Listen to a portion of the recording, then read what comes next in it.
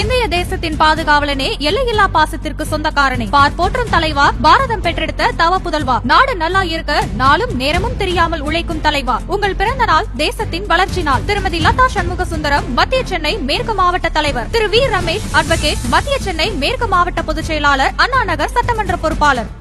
அடமானத்தில் இருக்கும் தங்க நகையை மீட்டு மார்க்கெட் விலையில் உடனடியாக விற்க சிறந்த வழி பிரைம் கோல்ட் ஹப். தொடர்புக்கு 9845551787.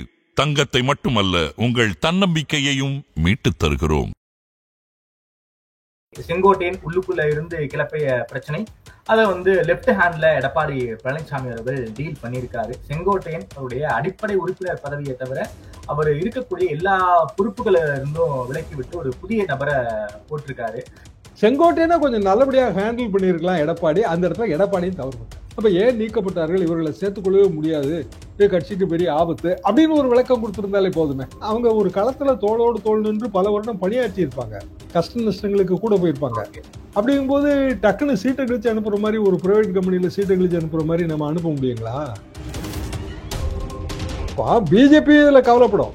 அப்படி வச்சுக்கோமா, கடைசியில அவங்க எல்லாரும் ஜெயிக்கணும்ல. அண்ணாமலை என்னங்க சொல்றாரு, எடப்பாடி பழனிசாமி முதலமைச்சர் கூட்டணி வேணான்னு நான் தான் சொன்னேன் 6 மாசத்துக்கு முன்னாடி. என்ன காரணம்னா, ஒரு கட்சி வளரணுங்கிறதுக்காக சொன்னேன். ஆனா இப்போ நான் என்ன நினைக்கிறேன்னா, திமுக ஆட்சியை தானே வீழ்த்தணுங்கிறது தான் முக்கியம். அதே நேரத்தில் பிஜேபிக்கும் கூடுதல் எம்எல்ஏ சீட்டு கிடைக்கணுங்கிறதும் முக்கியம். அப்படிங்கும்போது இன்றைய தேதியில இதை விட்டா வேற வழி இல்லை. இது அவரு வெளிப்படையா இந்தியா டுடே இதுல கருத்தரங்கத்துல பேசுனதுங்க. அண்ணாமலைக்கு ரியாலிட்டி தெரிஞ்சிருச்சு, அப்படி கூட நீங்க எடுத்துக்கிடலாம். இதுல அதிமுகவே பிஜேபியோட பிடிக்குள்ள போயிடுச்சு இருந்தாங்க, எல்லாருமே உணர வேண்டியது இருக்கு. வேற வழி இல்லையா? இப்போ எடப்பாடி பழனிசாமியா அதான் சொல்றாரு. அவரு இவ்வளவு நாளும் ஏப்ரல் மாசத்துக்கு முன்னாடி வரைக்கும் பிஜேபியோட எதுவுமே கிடையாதுன்னு தான் சொல்லிட்டு இருந்தாரு. மாத்திட்டு இப்ப என்ன சொல்றாரு அப்படின்னா, பிஜேபி கூட்டணி தான் அப்படின்னு சொல்றாரு. சோ எடப்பாடி பழனிசாமி போன அதே ரூட்டு தான் எல்லாருமே போறாங்க. ஆக மொத்தத்துல 1000 ஒருவனின் கட்சி அமித்ஷாவுக்கு அடிமை அப்படிதான் நம்ம எடுத்துக்க முடியும். விஜய் ஓபிஎஸ் டிடிவி கூட்டணி உருவாக வாய்ப்பு இருக்கா சார்? அப்படி உருவானா யாருக்கு சார் த்ரெட்? விஜய் பொலிட்டிக்கலா அவர் ஷ்ரூட் பிளானிங் பண்ணாருன்னா எல்லாத்தையும் சேர்த்துக்கிடணும். ஏன்னா இவங்க யாரும் 10 சீட்டு 15 சீட்டு அந்த ரேஞ்சுக்குள்ள தான் நிற்பாங்களே தவிர 100 சீட்டு 80 சீட்டு கேட்க மாட்டாங்க. அப்ப விஜய் அணியை அமைப்பாரான்னு நமக்கு தெரியாது. அமைத்தால் ஒரு 15-20% ஓட்டை அவர் ப்ரொவைட் பண்ணாருன்னா, இன்னொருத்தங்க அதே 15-20% ஓட்டை ப்ரொவைட் பண்ண முடியும். அதாவது ஓபிஎஸோ டிடிவியோ செங்கோட்டையனும் சேர்த்துக்கிறேன். என்டிஏங்கிற கூட்டணி அது இனிமேல் இந்த தவறுகளை எல்லாம் களைஞ்சு மீண்டும் எல்லாரையும் இணைத்த கூட்டணியாக மாறுவதற்கு வாய்ப்பு இல்லை. என்ன காரணம்னா, இது எதுவுமே இணையாத கோடுங்க. ஓபிஎஸ் இணையாத கோடு, சசிகலா இணையாத கோடு, டிடிவி இணையாத கோடு, செங்கோட்டையனும் அந்த வரிசையில சேர்ந்துட்டாரு. செங்கோட்டையனை கொஞ்சம் நல்லபடியாக ஹேண்டில் பண்ணியிருக்கலாம் எடப்பாடி. அந்த இடத்துல எடப்பாடியும் தவறு. ஆதனையர்களுக்கு அன்பு வணக்கம். இன்று நம்மோடு மூத்த பத்திரிகையாளர் திருமதி தராசு ஷியாம் அவர்கள் உள்ளார். வணக்கம் ஷியாம் சார். வணக்கம் தாமரை செல்வா சார், நல்லா இருக்கீங்களா? நல்லா இருக்கு, மகிழ்ச்சி சார். சார், தமிழ்நாடு அரசியல் களம் ரொம்ப ரொம்ப பரபரப்பாக இருக்கு. அதிமுகவில் ஒரு மிகப்பெரிய ஒரு புயல், பூகம்பம், சூறாவளி எப்படி வேண்டுமானாலும் எடுத்துக்கொள்ளலாம். அதை லெப்ட் ஹேண்ட்ல எடப்பாடி பழனிசாமி அவர்கள் டீல் பண்ணியிருக்காரு. செங்கோட்டையன் அவருடைய அடிப்படை உறுப்பினர் பதவியை தவிர அவர் இருக்கக்கூடிய எல்லா பொறுப்புகளை இருந்தும் விலக்கி விட்டு ஒரு புதிய நபரை போட்டிருக்காரு. எடப்பாடியுடைய அரசியல் உயரங்களுக்கு ஒரு சில முக்கியமான படிகள் ஏறுவதற்கு காரணமாக இருந்த செங்கோட்டையனே கொஞ்சம் தரையில தட்டி வச்சிருக்காருன்னே நாம சொல்லலாம். ஹரித்வாருக்கு போறேன்னு சொல்லியிருக்காரு, அமித்ஷாவை பார்த்ததாக தகவல்னு சொல்றாங்க. நாம விசாரிக்கும் போது அப்படிப்பட்ட எந்த ஒரு சந்திப்பும் நிகழவில்லைன்னு ஒரு தெரியுது. ஏன்னா இன்னைக்கு விபி எலெக்ஷன், ஸோ அதுல பிஸியா இருப்பாங்க. ஸோ சந்தித்திருக்க வாய்ப்பு இல்லைங்கிற ஒரு யூகத்துக்கு தான் நம்மளாலையும் வர முடியும். டெல்லியிலையும் நாம பேசும்போது இப்படிப்பட்ட தகவல்கள் தான் சொல்றாங்க. செங்கோட்டையன் உள்ளுக்குள்ள இருந்து கிளப்பிய பிரச்சனை, அதற்கு எடப்பாடி ரியாக்ஷன் எப்படி சார் நீங்க பாக்குறீங்க? இன்று காலை வரை செங்கோட்டையனுக்கு டெல்லி அப்பாயின்மெண்ட் இல்லை. ஒருவேளை விபி எலெக்ஷன் முடிந்து அதற்கு பிறகு 6 மணிக்கு ஓட்டு எண்ணிக்கை அறிவிப்பு, அப்புறம் பாராட்டுகள், இதெல்லாம் முடிந்து ஒருவேளை கருணை காட்டலாம், தெரியல. ஆனா டெல்லியில போய் கெஞ்சிட்டு இருக்கிறதே அது அதிமுகவுக்கு அல்லது செங்கோட்டையன் மாதிரியான சீனியர் லீடருக்கு அழகல்ல. எதுக்கு போகணும்? சரி, அவர் ஒரு பாயிண்ட சொல்றாருங்க, கட்சி ஒற்றுமையா இருக்கணும்னு. அதுல யாருக்குமே மாற்று கருத்து இருக்க முடியாது. பிரிந்து சென்றவர்களை இணைக்க வேண்டும், அப்போதான் தேர்தலில் வெற்றி சாத்தியம் அதிமுகவில் ஒரு நிர்வாக தலைவர்களை தவிர அநேகமாக பிற தொண்டர்கள் வந்து அடிமட்ட தொண்டர்கள் இதை ஏற்றுக்கொள்வார்கள்.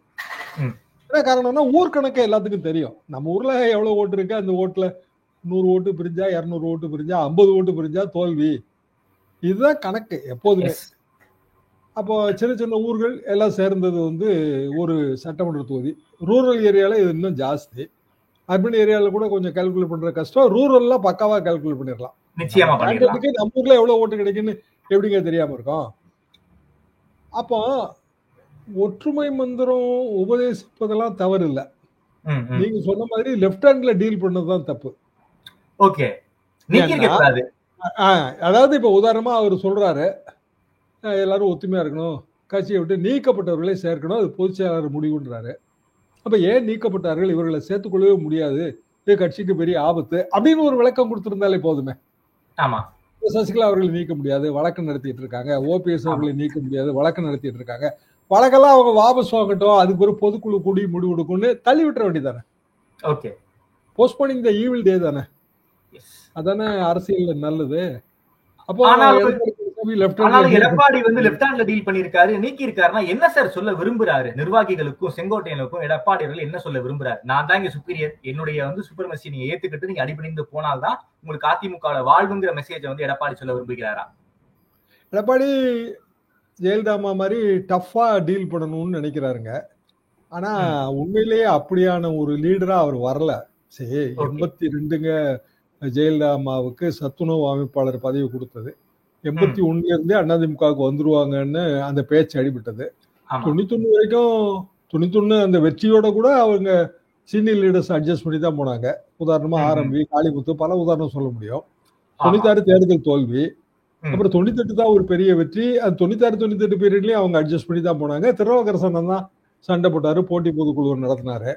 2001 காலகட்டத்திலயும் அட்ஜஸ்ட் பண்ணி தான் போனாங்க. இன்னும் சொல்ல போனா பிஎச் பாண்டியன் மாதிரி அவங்க போர்க்கொடி பிடித்தவர்களையும் அவங்க சேர்த்துக்கிட்டாங்க. அப்போ ஜெயலலிதா வந்து அந்த லெவலுக்கு வர்றதுக்கு எத்தனை வருஷம் எடுத்துக்கிட்டாங்க? கட்சி தலைமைக்கு வந்த பிறகு பல வருடங்கள்ங்க. பிஎச் பாண்டியன் அவர்கள், காளிமுத்து அவர்கள், பொன்னையன் அவர்கள், வளர்மதி அவர்கள், பட்டியல் பெரிய பட்டியல் சார். அது பெரிய பட்டியல். பாண்டிய அண்ணாச்சி எல்லாம் எங்க ஆபீஸ்க்கு வருவாருங்க, பண்டுட்டியார் எங்க ஆபீஸ்க்கு வருவாரு, ராஜாராமண்ணா எங்க ஆபீஸ்க்கு வருவாரு. அப்போ அவங்க ஒரு குழு வச்சிருந்தாங்க. அந்த குழுவெல்லாம் தாண்டி தான் திருப்பி அதிமுகவுக்கே போனாங்க. அதான் கரெக்ட், ப்ரூடன்ட் டிசிஷன். அப்படின்னா ஜெயலலிதா டஃப் லீடர்னு ப்ரூவ் பண்றதுக்கே தேர்தல் வெற்றிகளும் சில ஆண்டுகளும் ஆச்சு. இப்ப இவர் வந்து 2016 வெற்றினா அது இவர் வெற்றி கிடையாது, அது ஜெயலலிதாவோட வெற்றி தான். 2017 இருந்து 2021 வரைக்கும் 4 வருஷம் ஆட்சி அப்படி வச்சுக்கலாம். அப்பவும் அது பிஜேபியோட தயவு இருந்துச்சு. அதுல ஓபிஎஸ் எல்லாம் வெளியில போன பிறகு சமாதானப்படுத்தினது யாரு? மோடி தான். வித்யாசாகர் ராவ் கரங்கோர்த்து வைத்தார், அதெல்லாம் நம்ம பார்த்தோம். அப்போ 4 வருஷம் ஆட்சியில நின்றது, ஆட்சியை நீடிக்க வைத்தது சாதனைன்னா அதுக்கு டெல்லி ஒரு காரணம். 2021 பிறகு வெற்றிகள் இல்ல. 2019 உள்ளாட்சி தேர்தலே வெற்றி இல்ல. 2019 வந்து மக்களவை தேர்தலில் ஒரே ஒரு எம்பி தான். 2019 வந்து 22 சட்டமன்ற தேர்தலில் 9 சட்டமன்ற தொகுதிகள் தான் வெற்றி. 13 வந்து திமுகவுக்கு போயிருச்சு. அப்ப அந்த 22 18 தகுதி நீக்க எம்எல்ஏக்கள் 4 பேரு இடைத்தேர்தல் வந்தது, ஆக மொத்தம் 22. இப்போ இன்னும் எடப்பாடி பழனிசாமி அதை ப்ரூவ் பண்ணலைங்க. அவருக்கு என்னவா ப்ரூவ் ஆயிருக்காருன்னு நான் எடுத்துக்கிறேன் அப்படின்னா, ஒற்றை தலைமையாக அதிமுகவில் வந்து பொதுச் செயலாளர், அவ்வளவுதான். அதிமுகவின் சர்வாதிகாரி அவர் இன்னும் ப்ரூவ் ஆகலையே. சார் எல்லாமே உண்மைதான் சார், நீங்க சொல்றது எல்லாமே ஃபேக்ட் சார். 2021 எலெக்ஷன்ல அமித்ஷா பேசினார், ஒரு 15 சீட்டு நீங்க வந்து தினகரனுக்கு விட்டு கொடுத்தால் நீங்க அதிமுக ஆட்சி அமைக்கவில்லை என்றாலும் பரவாயில்ல, திமுக வந்து ஒரு கம்ஃபர்டபுளா நீங்க வந்து உட்கார வைக்க முடியாது, தெங்கு சட்டமன்றமாவே வாய்ப்பு இருக்கு, அப்பேற்பட்ட நெருக்கடிகளை உங்களால கொடுக்க முடியும்னாரு. அப்போ நான் தான் அதிமுக, உங்களுக்கு இடமே இல்லைங்கிறாரு. இப்பவும் அதே மைண்ட் செட்ல இருக்காரு. தேர்தல் வெற்றி வேண்டாம், அதிமுகவுடைய பொதுச் செயலாளராக நான் மட்டுமே இருக்கணுங்கிற ஒரு மைண்ட் செட்டுக்கு எடப்பாடி வந்துட்டார், நாம எடுத்துக்கலாமா சார்? ஏன்னா தேர்தல்லாம் ஒரு வெற்றி முக்கியம், எனக்கு வெற்றி எல்லாம் வேண்டாம், அதிமுக என் கட்டுப்பாட்டுல இருக்கணுங்கிற ஒரு மைண்ட் செட்டுக்கு எடப்பாடி வந்துட்டார், நாம எடுத்துக்கலாமா? அப்படிதாங்க பார்க்க வேண்டியது இருக்கிறது. அதாவது இன்றைய தேதிக்கு திமுக உட்பட கலைஞர் மாதிரி திமுக ரன் பண்ண முடியாதுங்க. ஏன்னா தனித்திறமைகள் அதிகம். அதே மாதிரி எம்ஜிஆர் ஜெயலலிதா மாதிரி அதிமுகவை ரன் பண்ண முடியாது. பழைய டால் லீடரோட காலங்கள் முடிஞ்சிருச்சு. அதாவது ஒன் அண்ட் ஒன்லின்னு சொல்லுவோம் இல்லையா, அந்த காலம் முடிஞ்சு போச்சு. அப்போ இன்றைய தேதிக்கு வந்து எல்லாருமே சேர்ந்துதான் முடிவு எடுக்க முடியும். செங்கோட்டையிலையும் சேர்த்தா முடிவு எடுக்க முடியும். அதே மாதிரி வந்து வேலுமணியும் சேர்த்தா முடிவு எடுக்க முடியும். வேற வழி இல்லை. அதிமுகவை பொறுத்தவரையில் அப்படித்தான். இன்னும் சொல்லப்போனா மு.க. ஸ்டாலின் கூட அந்த கூட்டணி கட்சி தலைவர்களை எல்லாம் ரொம்ப அனுசரிச்சுலாம் போறாரு. இத்தனைக்கும் விசிகாவோ மற்றவங்க எல்லாம் கிரிட்டிசைஸ் பண்றாங்க, ஏதாவது ஒரு வகையில முரண்படுறாங்க. ஆனாலும் ஒரு திருமண நாள்னா எல்லாத்துக்கும் விருந்து கொடுத்து அட்ஜஸ்ட் பண்ணி தான் போறாரு. எத்தனை சதவீதம் ஓட்டு இருக்குன்னு பார்த்தா கம்மியா தான் இருக்கும். ஆனா அது தேவை, வெற்றிக்கு தேவை. ஒரே ஒரு தேவை இல்லையா? நாங்க ஒற்றுமையா இருக்கோங்கிறத காட்டுறதுக்கு அடிக்கடி வந்து எல்லாருமே வந்து ஒரே மேடையில் அனுபவிக்கிறாங்க. பாத்தீங்களா, திருமண நிகழ்ச்சி கூட எல்லா கூட்டணி கட்சியினரும் சிக்னல் கொடுத்துக்கிட்டே இருக்காங்க. அப்பப்ப அந்த ஒற்றுமை போட்டோ ஆப்பர்ச்சுனிட்டி வந்துகிட்டே இருக்குங்க. ஆமா, இங்க ஒற்றுமை போட்டோ ஆப்பர்ச்சுனிட்டியே கிடையாது. இப்ப செங்கோட்டையனையே கூப்பிட்டு விட்டு பேசினாலும் அது கூட ஒரு போட்டோ ஆப்பர்ச்சுனிட்டியா இருந்திருக்கும். நீங்க வாங்க பேசலாம், மூத்த தலைவர்கள்லாம் பக்கத்துல வச்சுக்கலாம் அப்படின்னு பேசிட்டு அவர் கோரிக்கை கூட நிராகரிக்கலாம். பாலிடிக்ஸ்ல எதுங்க முக்கியம்? வெளித்தோற்றம் முக்கியம் இல்லையா? இப்ப வெளித்தோற்றத்துல அதிமுக பிளவுபட்டதா காட்டுறதுல என்ன லாபம் இருக்கு சார்? நம்ம வந்து நான் எடப்பாடி ஸ்டேச்சரையும் நான் வந்து செங்கோட்டையின் ஸ்டேச்சரையும் நான் கம்பேர் எல்லாம் பண்ண விரும்பல சார். அவர் வந்து எம்ஜிஆர் காலத்து அரசியல்வாதி. எடப்பாடி ஏற்றங்களுக்கு ஒரு சில படிகளுக்கு செங்கோட்டையின் காரணமா இருந்திருக்காரு. நேரடியா வந்து ஈகோவெல்லாம் இல்லாம எடப்பாடி அவர்களே வந்து கோபிக்கு போய் அவர் வீட்டுக்கு பார்த்துருக்கலாம். சரி, அது கூட வேணாம், நீங்க போன் பண்ணி நீங்க சேலத்துக்கு வாங்க, நாம 2 பேரும் பேசலாம் அப்படிங்கிற ஒரு இடத்துக்கு எடப்பாடி வந்திருந்தாருன்னா ஒரு சிக்னலா இருந்திருக்கும்ல சார். இதையும் ஏன் சார் வந்து எடப்பாடி வந்து செய்ய மாட்டேங்கிறாரு? அந்த 6 அமைச்சர்கள் சேலம் வீட்டுல போயிட்டு வந்து எடப்பாடி கிட்ட போய் ஒற்றுமையை பத்தி பேசுறாங்க. அன்றிலிருந்து ஒரு 2 பேரை வந்து ஒதுக்கி வச்சுட்டாரு. ஒண்ணு தங்கமணியை சொல்றாங்க, ஒண்ணு செங்கோட்டையனை சொல்றாங்க. அதுக்கப்புறம் அவங்க 2 பேருமே பேசிக்கிறதே கிடையாது. அந்த ஆப்பர்ச்சுனிட்டியை உருவாகலைங்கிறாங்க. ஏன் சார் வந்து இவங்க எல்லாரும் ஏன் வந்து விலக்கி விட்டுக்கிட்டே இருக்காரு எடப்பாடி? சசிகலா அவர்களோ, தினகரன் அவர்களோ, ஓபிஎஸ் அவர்களோ உள்ளர வந்தா நம்முடைய இடத்துக்கு ஆபத்து அப்படிங்கிற ஒரு மைண்ட் செட்ல இருக்காரா? ஒரு லீடர் அப்படி யோசிக்க கூடாதுல்ல சார்? ஏன் வந்து எடப்பாடி இப்படி யோசிக்கிறாரு? இந்த பட்டியலில் நீங்க யாரை சேர்க்கணும்னா விஜயபாஸ்கரையும் சேர்க்கணும், வேலுமணியும் சேர்க்கணும். என்ன காரணம் சொல்றாங்க? நேற்று முன்தினம் எடப்பாடி பழனிசாமி அவர்கள் அந்த குழு அவர்களோட நிர்வாகிகள் கூட்டி செங்கோட்டையனுக்கு பதவி நீக்கம் பண்ணார் இல்லையா? அதை வந்து எல்லாருமே எக்ஸ்தல பதிவுல வந்து அவங்க போட்டிருந்தாங்க, ஷேர் பண்ணியிருந்தாங்க. 2 பேர் தான் ஷேர் பண்ணல. ஒண்ணு வந்து விஜயபாஸ்கர், இன்னொன்னு வந்து வேலுமணி. அது இன்னைக்கு ஆங்கில பத்திரிகையிலையும் செய்தியா வந்திருக்கு. அவங்க வந்து எடப்பாடி பழனிசாமிக்கு ஓகேயும் சொல்லல, செங்கோட்டையனுக்கு ஓகேயும் சொல்லல. ஆனா ஸ்டடீடு சைலன்ஸ், கனத்த மௌனம். சரி, அவரு தகவல் சார், அது வந்து உங்களுக்கு தெரிஞ்சிருக்கலாம்னு நினைக்கிறேன். இப்பேற்பட்ட முடிவு எடுப்பதற்கு வந்து எடப்பாடி தயாரான போது வேலுமணி அவர்கள் வேண்டாம், நாம ஷோகாஸ் நோட்டீஸ் மட்டும் கொடுப்போம், நீக்கமெல்லாம் வேணாம், டைம் கொடுத்து நாம வந்து விளக்கம் கேட்போம், இந்த முடிவுக்கு எக்ஸ்ட்ரீமுக்கு போகாதீங்கன்னு அட்வைஸ் பண்ணதாகவும் ஒரு தகவல் இருக்கு சார். வேலுமணி அப்படி அட்வைஸ் பண்ணியிருந்தா அதான் கரெக்ட் அட்வைஸ். ஏன்னா இதை தள்ளிவிட வேண்டியதாங்க. பிராக்டிகலா வந்துங்க, செங்கோட்டையன் சொன்னது ஒற்றுமை, அது அநேகமா எல்லாருக்கும் பிடிக்கும். செங்கோட்டையன் சொன்னது யாரை சேர்த்துக்கணுங்கிற முடிவு எடப்பாடி பழனிசாமியுடையது, பொதுச் செயலருடையது. அதுவும் ஓகே தான். யாரை சேர்த்துக்கணும் அவ்வளவுதானே பாயிண்ட். என்னால இவங்களெல்லாம் சேர்த்துக்க முடியாதுன்னு சொல்ல வேண்டியதானே? என்ன பெரிய சிம்பிள் தானேங்க அது. அப்ப இவங்களாம் வழக்கெல்லாம் வாபஸ் வாங்கிட்டு வரட்டும், அது பிறகு பாக்கலாங்க. பொதுக்குழுவால நீக்கப்பட்டவர்கள் பொதுக்குழு தான் முடிவு எடுக்கணும். சசிகலாமாவை நீக்கிறதுல பொதுக்குழு இல்லையா? பொதுக்குழு தான் முடிவு எடுக்கணும். இந்த மாதிரி அதை பொதுவா தள்ளி தாங்க விடுவாங்க எல்லாருமே. பெரிய லீடர்ஸ் கூட நான் சொல்றேன், டால் லீடர்ஸ் கூட அவங்க கூட தள்ளி தான் விடுவாங்க. உடனடியா அப்படியான முடிவு எடுக்க வேண்டியதில்லை. ஏன்னா அவங்க ஒரு களத்துல தோளோடு தோல் நின்று பல வருடம் பணியாற்றி இருப்பாங்க, கஷ்ட நஷ்டங்களுக்கு கூட போயிருப்பாங்க. அப்படிங்கும்போது டக்குன்னு சீட்டை கழிச்சு அனுப்புற மாதிரி, ஒரு பிரைவேட் கம்பெனில சீட்டை கழிச்சு அனுப்புற மாதிரி நம்ம அனுப்ப முடியுங்களா? நிச்சயமா முடியாது. அது எப்படி பொலிட்டிக்கலா வைஸா இருக்கும், எப்படி அது பொலிட்டிக்கலா புத்தாலித்தனமா இருக்கும்? அப்ப பிஜேபி இதுல கவலைப்படும் அப்படி யோசிச்சு. ஏன்னா கடைசியில வந்து அவங்க எல்லாரும் ஜெயிக்கணும்ல. அண்ணாமலை என்னங்க சொல்றாரு, எடப்பாடி பழனிசாமி முதலமைச்சர், நமக்கு வந்து வேற வழி இல்லை. நேற்று அந்த இந்தியா டுடே கான்க்ளேவ்ல பேசுறாரு, எடப்பாடி பழனிசாமி தான் முதலமைச்சர், கூட்டணி வேணான்னு நான் தான் சொன்னேன் 6 மாசத்துக்கு முன்னாடி. என்ன காரணம்னா ஒரு கட்சி வளரணுங்கிறதுக்காக சொன்னேன். ஆனா இப்போ வந்து நான் என்ன நினைக்கிறேன்னா திமுக ஆட்சியை தானே வீழ்த்தணுங்கிறது தான் முக்கியம். அதே நேரத்துல பிஜேபிக்கும் கூடுதல் எம்எல்ஏ சீட்டு கிடைக்கணுங்கிறதும் முக்கியம். நம்ம கிட்ட இவ்வளவு எம்எல்ஏ தான் இருக்காங்க, இது வந்து இன்க்ரீஸ் ஆகணும் இந்த நம்பரு. அப்படிங்கும்போது இன்றைய தேதியில இதை விட்டா வேற வழி இல்லை. இது அவரு வெளிப்படையா இந்தியா டுடே இதுல கருத்தரங்கத்துல பேசுனதுங்க. அண்ணாமலைக்கு ரியாலிட்டி தெரிஞ்சிருச்சு. அண்ணாமலை வந்து பேக் அடிச்சிட்டாரு, அப்படி கூட நீங்க எடுத்துக்கிடலாம். ஓகே. சரி, அண்ணாமலையோட மெரிட்டே என்ன? டஃபா இருக்காருங்க, அக்ரெசிவா பேசுறாரு, திமுக அடிச்சு எறிகிறாரு, அதிமுக அடிச்சு எறிகிறாரு. ஏன்னா ஊழல் நீங்க வந்து திமுக பேர்ல மட்டும் குற்றம் சாட்ட முடியாது. அப்ப அதிமுக ஊழல் என்ன ஆச்சுன்னு அண்ணாமலை கேட்டப்ப ஃபைல் வருதுங்கன்னாரு. ஆமா, எப்போ வருதுன்னு தெரியல நமக்கு. இப்போ அமித்ஷாவே என்னங்க சொன்னாரு, தமிழ்நாடு தான் இருக்கிற ஊழல் நிறைந்த ஆட்சின்னு அதிமுக ஆட்சியோட தான் சொன்னாரு. அப்ப நீங்க அதிமுகவோட காம்ப்ரமைஸ் தேர்தல் வெற்றிக்காக அப்படின்னா ஊழலோட சமரசம் பண்ணிட்டீங்கன்னு தானே அர்த்தம். அப்புறம் என்ன அண்ணாமலை பெரிய அண்ணாமலை? சரி, அவரோட மெரிட் என்னங்க? Tough IPS officer. அடிச்செறிகிறாருங்க திமுகவை, அதிமுகவையும் அடிச்செறிகிறாரு, பிஜேபியும் வளர்க்கிறாரு, கொஞ்சம் கொஞ்சமா வளர்க்கிறாரு. எதுக்கு நீங்க 2026 வெற்றி அடையணும்னு நினைக்கிறீங்க? தேவையில்லையே, திமுக ஆட்சி இருக்கட்டும், பலத்தை குறைங்க. அப்படித்தானே அப்படி இருந்தா தானேங்க அண்ணாமலையா இருப்பாரு, இல்லன்னா ஆர்டினரி மலை ஆயிருவாரு. யோசிச்சு பாருங்க. Okay sir. சார், குறிப்பாக ஏன் சார் டெல்லி போகணும்? உட்கட்சி பிரச்சனை, ஏன் வந்து செங்கோட்டையன் போய் ஹரித்வார் போறேன்னு சொல்லிட்டு ஏன் டெல்லிக்கு போகணும்? கனெக்டிங் ஃபிளைட் டெல்லியில இருந்தா ஹரித்வாருக்கு போய் ராமரை பார்க்க போறேன்ட்டாரு, அதான் பெரிய வேடிக்கை. இல்ல சார், ஹரித்வாருக்கு போறதா இருந்தாலும் கனெக்டிங் ஃபிளைட் டெல்லியில தான் பிடிக்கணும், டெல்லியில தான் முகாமிட்டு இருக்காருன்னு தகவல். ஏன் சார் இந்த இப்ப ஏற்பட்ட முடிவுகள் எடுக்கணும்? இது வந்து வேற ஒரு சிக்னல்ஸ் வந்து எடுத்து கொடுக்குமே.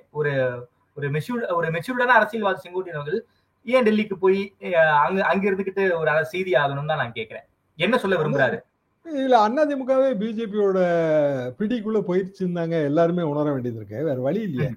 இப்போ எடப்பாடி பழனிசாமியா அதான் சொல்றாரு. அவரு வந்து இவ்வளவு நாளும் ஏப்ரல் மாசத்துக்கு முன்னாடி வரைக்கும் பிஜேபியோட எதுவுமே கிடையாதுன்னு தான் சொல்லிட்டு இருந்தாரு. ஜெயலலிதாவோட லாஸ்ட் நோன் ஸ்டாண்ட் அதுதான். எந்த காலத்திலயும் பிஜேபியோட உறவு கிடையாது, மோடியால் ஐடியா தான். அப்புறம் ஏப்ரல் மாதம், இன்னைக்கு தேதிக்கு செப்டம்பர் மாதம், சில மாதங்கள் தான். இப்பதான் அவர் பிளேட் மாத்திருக்காரு. மாத்திட்டு இப்ப என்ன சொல்றாரு அப்படின்னா பிஜேபி கூட்டணி தான் அப்படின்னு சொல்றாரு. சோ எடப்பாடி பழனிசாமி போன அதே ரூட்டு தான் எல்லாருமே போறாங்க. அப்படி இல்லைன்னா இவங்கெல்லாம் முன்னாடியே பிஜேபி புரோவா இருக்காங்க, எடப்பாடி பழனிசாமி பின்னாடி வந்து சேர்ந்தாரு. ஆக மொத்தத்துல வந்து 1000 ஒருவனின் கட்சி அமித்ஷாவுக்கு அடிமை அப்படிதான் நம்ம எடுத்துக்க முடியும். தமிழ்நாடு பாலிடிக்ஸ்ல வந்து டெல்லியில இருந்து ஒரு கட்டளை வந்து மறைமுக கூட்டணி எல்லாம் இருக்குங்க. நான் அதை பார்த்திருக்கேன். எப்படி திமுக தோத்துச்சு 1980? இந்திரா காந்திக்கு அடிமை ஆனதுனால தானே. ஏங்க 1980 வந்து சட்டமன்ற தேர்தலில் மீண்டும் எம்ஜிஆர் ஜெயிச்சாரு? 117க்கு 117 கலைஞர் தான் முதலமைச்சர்னு இந்திரா காந்தியை சொல்லிட்டாங்கன்னா, கலைஞர் தான் முதலமைச்சர் சொல்றதுக்கு இந்திரா காந்தி யாருங்கிற கேள்வி தானே வந்துச்சு. சரி, ஏன் என்டிஆர் வந்தாருங்க? ஆந்திர பெருமை என்ன இன்னைக்கு மம்தா பானர்ஜி சொல்றாங்க, வங்கத்து தன்மானம், இது எல்லா மாநிலத்திலும் இருக்கும். நீ ஜார்க்கண்ட்ல இருந்து எல்லா மாநிலத்திலும் இருக்கும். டெல்லியோட உதவியெல்லாம் தேவைப்படும், அதெல்லாம் நான் இல்லைன்னு சொல்லல. ஆனா அந்த முதலமைச்சர் கேண்டிடேட் யாரு, இல்ல முதலமைச்சர், அதெல்லாம் வந்து இங்க நம்ம டிசைட் பண்றதுதான். நீங்க அப்படி டிசைட் பண்ணீங்கன்னா தமிழ்நாட்டுல வந்து அந்த ஓட்டு வராது. அப்ப அண்ணாமலை பழைய ரூட் தான் கரெக்ட் ரூட். என்னன்னா நம்ம வளர்ந்து வளர்ந்து வளர்ந்து பிஜேபி தான் முதலமைச்சர் அப்படின்னு சொல்ற நிலைமைக்கு போற வரைக்கும் நீங்க வெயிட் பண்ணணும். நீங்க 10 வருஷம் வெயிட் பண்ணுங்க, என்ன கெட்டு போச்சு? சரி, 1984 இருந்து ராஜீவ்காந்தி ஆட்சிங்க, 89லயும் அந்த அப்படியே ஓடிச்சு. அதுக்கு பிறகு வாஜ்பாய் ஆட்சி 13 நாள் தான் இருந்துச்சு. எத்தனை வருஷம் கழிச்சு வந்து மோடி தனி மெஜாரிட்டியோட வந்தாரு? 2014. ஆமா, அது வரைக்கும் அந்த ஓட் பேங்க் அவங்க பில்டப் பண்ணாங்கல்ல. அப்பதான் மாநிலத்திலையும் நீங்க பில்டப் பண்ணணும், அதானே நிரந்தரமா இருக்கும். அப்ப எதுக்கு நீங்க பாதை மாறுறீங்க? சார், மோடி அமித்ஷா என்ன திட்டத்துல சார் இருக்காங்க? அதிமுக இஷ்யூ பொறுத்த மோடி வந்து தமிழ்நாட்டை பத்தி எல்லாம் அவர் கவலைப்படுற மாதிரி எல்லாம் தெரியலங்க. அவருக்கு டோட்டலாவே அவர் அமித்ஷாட்ட பொறுப்பு கொடுத்துட்டு ஒதுக்கிட்டாரு. அமித்ஷாவுக்கு அந்த கவலை இருக்குல்ல சார்? இருக்கு. ஆனா அவருக்கு இங்க அவரு எதுக்கு இந்த தமிழ்நாட்டு தன்மானத்தை சீன்றாருன்னு எனக்கு புரியல. எந்த மாநிலத்தோட தன்மானத்தையும் நீங்க சீண்ட முடியாதுங்க. இந்தியா மாநிலங்களால் ஆனது. ஆமா. அப்ப நீங்க வந்து கேரளா தன்மானத்தை சீண்டுனாலும் அது உங்களுக்கு இடைஞ்சலா தான் இருக்கும். ஆந்திராவை சீண்டினாலும் அப்படித்தான், தமிழ்நாட்டை சீண்டினாலும் அப்படித்தான். நீங்க வந்து வரலாம் போகலாம், ஆனா பஞ்சாயத்து பண்ணி நாட்டாண்மையாகிறதுன்னு முடிவு பண்ணீங்கன்னா இங்க வந்து ஊர் பாசம் தடுக்கும். ஓகே. எங்க ஊர்ல நீங்க யாருங்க நாட்டாம பண்ணாங்கிற கேள்வி வரும்ல. நிச்சயமா அந்த இடம் வரும்போது அது அதிமுக பிஜேபி கூட்டணிக்கு இடைஞ்சல். ஓகே. நினைக்கிற வச்சு கிடைக்காது. அமித்ஷா அவர்கள் இதை புரிந்து கொள்ள வேண்டும். சரி, அமித்ஷா சொல்லி இங்க ஓட்டு போட மாட்டாங்கல்ல. இங்க வந்து எடப்பாடி சொல்லி கூட ஓட்டு போட்டுருவாங்க. ஏதோ ஒரு ஓட்டு வங்கி இருக்குங்க. ஸ்டாலின் சொல்லி ஓட்டு போட்டுருவாங்க. அண்ணாமலையோட அட்ராக்ஷனே லோக்கல் ஃபேஸ். ஒரு திராவிட முகம், உள்ளூர்ல ஒரு பெரிய கம்யூனிட்டியோட பிரதிநிதி, ஐபிஎஸ் ஆபீசர். ஐபிஎஸ்க்கு இங்க ஒரு எப்பவும் மெரிட் உண்டு, ஐபிஎஸ் ஐஏஎஸ்க்கு மெரிட் உண்டு. இதுதான். நீங்க திடீர்னு வடக்க இருந்து ஒருத்தர் வந்து அவர் சொல்றதுனால ஜிஸ் தேஷ்மே கங்கா பக்திகைன்னு இங்க ஓட்டு போட்டுருவாங்களா? நிச்சயமா மாட்டாங்க சார். அது தவறு. அவங்க லீடர்ஸுங்க, நேஷனல் லீடர், நான் அதெல்லாம் இல்லைன்னு சொல்லல. ஆனா ஸ்டேட் பாலிடிக்ஸ்னு வரும்போது இது லோக்கலா இருக்கிற சிச்சுவேஷன் வேற. Okay sir. என்டிஏ தமிழ்நாடு பாஜகவை பலப்படுத்தணும், என்டிஏவை பலப்படுத்தணும்னு டெல்லியில வந்து தமிழ்நாடு நிர்வாகிகளை கூப்பிட்டு வச்சு அமித்ஷா பேசுறாரு. அன்னைக்கே வந்து டிடிவி தினகரன் கட்சியை விட்டு, கூட்டணியை விட்டு வெளியே போயிட்டாரு. ஓபிஎஸ் ஏற்கனவே போயிட்டாரு. இப்படி வந்து என்டிஏவுக்கு குழி வெட்டிக்கிட்டே இருக்காங்களே சார். என்டிஏவோட பயணித்தவர்களே என்டிஏ குழி வெட்டிக்கிட்டே இருக்காங்களே. என்ன மைண்ட் செட்ல அவங்க இருக்காங்க? என்ன நடக்க வாய்ப்பு இருக்கு? விஜய் ஒரு பக்கம் வந்து டிடி தினகரன் ஒரு பெரிய மெரிட் கொடுத்து பேசுறாரு. அங்க போனாலும் தென் மாவட்டங்கள்ல ஜெயிக்க முடியலனாலும் அதிமுக தோல்விக்கு இவங்க காரணமா இருப்பாங்க. என்ன மைண்ட் செட்ல சார் இருக்காங்க?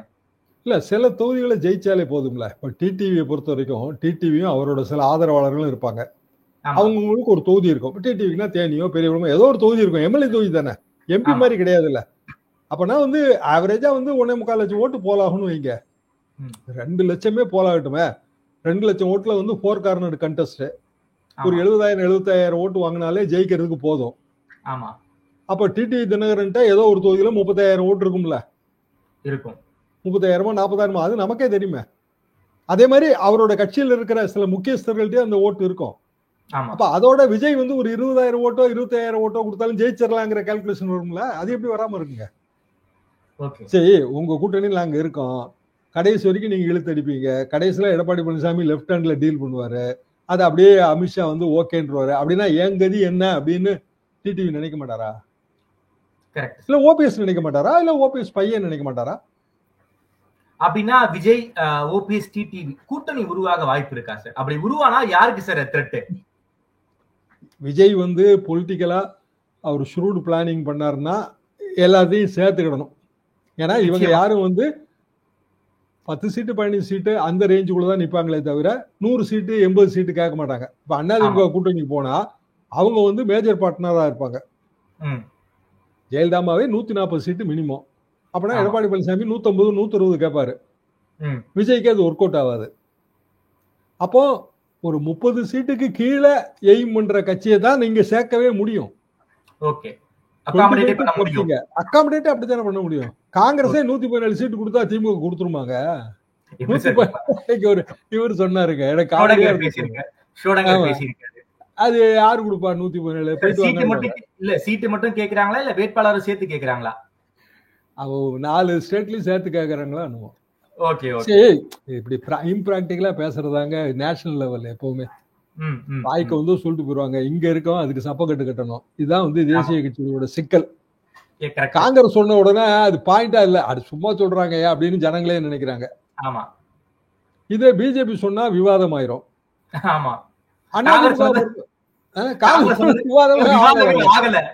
விவாதமே ஆகல, சும்மா சொல்றாங்க 117 யாரும், அது எல்லாத்துக்கும் தெரியுது.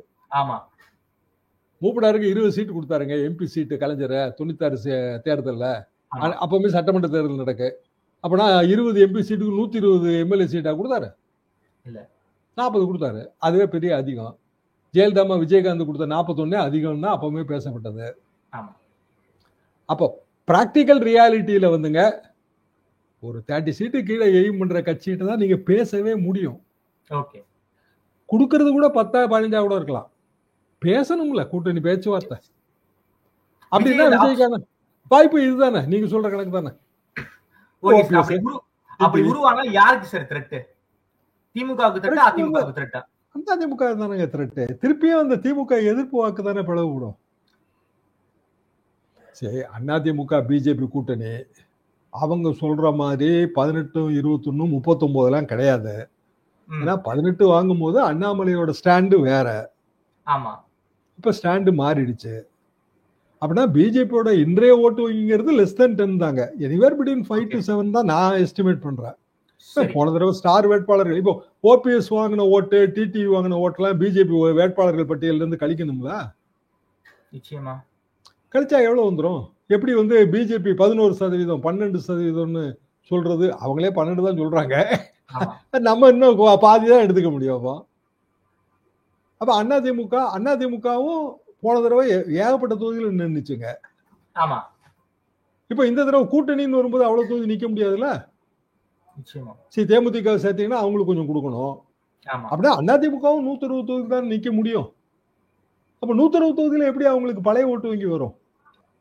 வராதுங்க. அது சிம்பிளி அது வந்து நம்ம பேசுறது தானே தவிர அந்த கணக்கு ரியலிஸ்டிக்கா கிடையாது.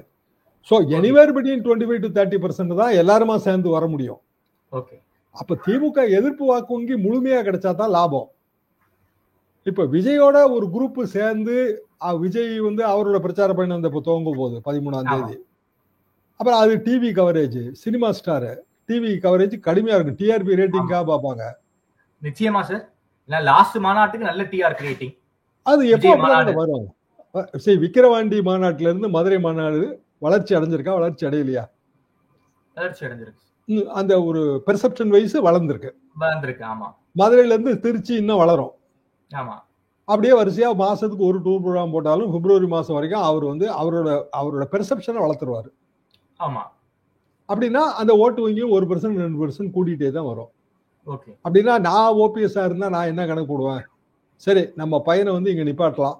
நம்ம கிட்ட 30,000 ஓட்டு இருக்கு, தொண்டர்கள் இருக்காங்க. விஜய்கிட்ட 25,000 ஓட்டு இருக்கு. ஆக மொத்தம் 70,000 ஓட்டு. நமக்கு ஃபேர் சான்ஸ், விக்டரிக்கு ஃபேர் சான்ஸ் இருக்கு. ஜெயிக்க முடிஞ்சாதாங்க செலவழிக்க முடியும். தோத்து போயிடுவோம்னு நினைச்சு எவனா செலவழிப்பானா? நிச்சயமா மாட்டாங்க. இன்னைக்கு தேதிக்கு என்ன வேணுங்க? ஒரு எம்எல்ஏக்கு செலவு பண்ண எவ்வளவு கோடி வேணும்? குறைஞ்சது ஒரு அட்லீஸ்ட் ஒரு 10 இருக்கணும் சார். கண்டிப்பாங்க. நல்லா தாராளமா செலவு பண்ணா 10க்கு மேலேயே பிடிக்குங்க. ஆமா, 10ங்கிறது கம்மி. தாராளமா செலவு பண்ணா 15 வரைக்கும் 10க்கு மேலேயே பிடிக்கும். ஆமா. அப்படின்னா வெற்றி பெறுவோங்கிற ஒரு இமேஜ் வேணும், 10 கோடி ரூபாய் பணம் வேணும், ஒரு கேண்டிடேட் வேணும், ஒரு ஜெயிக்கக்கூடிய தொகுதி வேணும். இவ்வளவு மேட்டர் இருக்கு அதுல. ஆமா ஆமா. அப்ப விஜயோட சேர்ந்தா வெற்றிங்க அப்படின்னா கொஞ்சம் செலவு பண்றது தாராளமா தெரியும். ஓகே. அப்போ விஜய் சில சர்வேஸ்ல அப்படிதாங்க வருது. அதர்ஸ்ல வந்து 10ல இருந்து 15 காட்டுறாங்க. சீமான அதர்ஸ்ல இருக்காரு. ஆனா அவருக்கு அணி இல்லைங்கும் போது வெற்றி வாய்ப்பு இல்லைங்கிறது தான் என்னோட கருத்து. அப்ப விஜய் அணியை அமைப்பாரான்னு நமக்கு தெரியாது. அமைத்தால் வந்து ஒரு 15ல இருந்து 20% ஓட்டை அவர் ப்ரொவைட் பண்ணாருன்னா இன்னொருத்தங்க அதே 15ல இருந்து 20% ஓட்டை ப்ரொவைட் பண்ண முடியும். அதாவது ஓபிஎஸ்ஓ, டிடிவியோ, செங்கோட்டையனும் சேர்த்துக்கிறேன் அதுல. ஓகே.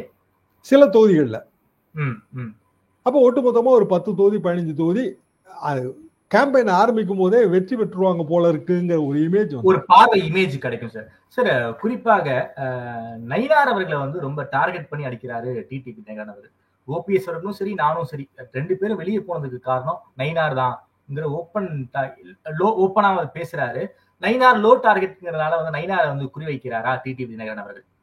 இல்ல, பின்னாடி நடந்திருக்குங்க. அதாவது இதுல வந்துங்க பொதுவெளியில ஷேர் பண்ணாத மேட்டர்கள் அண்ணாமலையும் மற்றவங்களும் டிடிவிடியோ ஓபிஎஸ்டியோ ஷேர் பண்ணியிருப்பாங்க. நமக்கு அது தெரியாது. நம்ம எல்லாம் யூகத்துல தான் பேசுவோம். அப்போ ஒரு லீடர் வந்து இன்னொரு லீடரை டார்கெட் பண்ணி அடிச்சாலே மேட்டர் பெருசுன்னு அர்த்தம். அப்படி பண்ண மாட்டாங்கல்ல.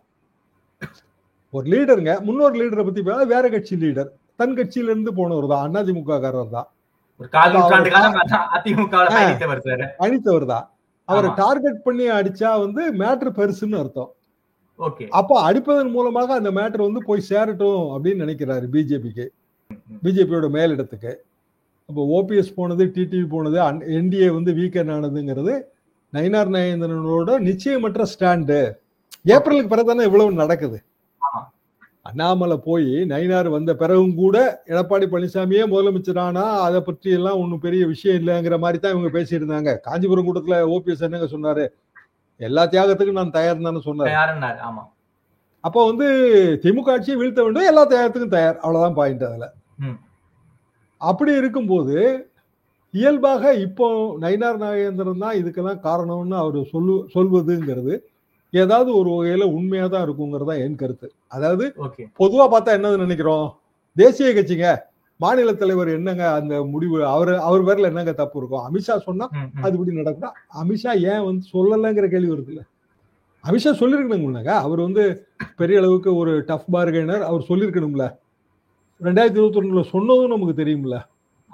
அப்ப இப்ப ஏன் சொல்லல 2025 இந்த உட்கட்சி பிரச்சனை இருக்குங்கிறதா எல்லாருக்கும் தெரியுமே, ஒன்றும் பூசு இல்லையே. இது எத்தனை வருஷமா நம்ம பேசிட்டு இருக்கோம். அப்போ எல்லாருக்கும் தெரிஞ்ச விஷயம் தான். அப்ப ஏன் சொல்லல? அதெல்லாம் வேணாங்க பாத்துக்கலாங்கிற மாதிரி இவர் ஏதோ ஒண்ணு ஆங்கில ஒரு இக்கண்ணா வச்சிருக்காருங்க. அது இக்கண்ணா என்னன்னு புரியல, வச்சிருக்காரு. டிடிவி அப்படி பேசுற ஆள் இல்லைங்க, எனக்கு நல்லா தெரியும் அவரை பத்தி. Okay sir. சார் குறிப்பாக டெல்லியும் சரி தமிழ்நாடு பாஜகவும் சரி ஒரு ஒன்றுபட்ட அதிமுக வேண்டும்ங்கிறதா விரும்புறாங்க. எடப்பாடி அதுக்கு இப்போ வரைக்கும் வாய்ப்பு இல்லை. பிரிந்தவர்கள் பிரிந்து போனவர்கள் தாங்கிற ஒரு ஸ்டேட்மெண்ட்ல ரொம்ப உறுதியா இருக்காரு. அதுக்கான சிக்னல் தான் செங்கோட்டையன் அவர்களுடைய நீக்கம்.